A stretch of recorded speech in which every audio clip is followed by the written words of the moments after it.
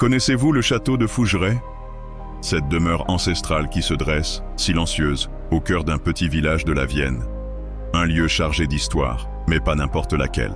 Depuis le XIVe siècle, ces murs ont été témoins de tant d'événements. Guerres de religion, épidémies dévastatrices, drames familiaux. Comme si chaque pierre avait absorbé les échos du passé. Mais l'histoire ne s'arrête pas là. Quand les nouveaux propriétaires ont entrepris la restauration du manoir, ils étaient loin d'imaginer ce qui les attendait. Tout a commencé subtilement. Des objets qui se déplacent sans raison. Des voix qui murmurent dans les couloirs déserts. Des ombres furtives sur les murs, là où personne ne se trouve. Et puis, les témoignages troublants se sont multipliés.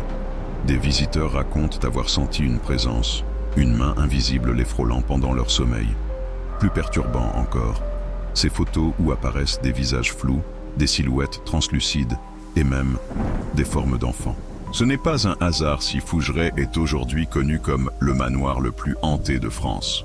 Un titre qui n'est pas usurpé, si l'on en croit les nombreux témoignages. Pour les plus courageux d'entre vous, sachez qu'il est possible d'y passer la nuit. Une expérience unique.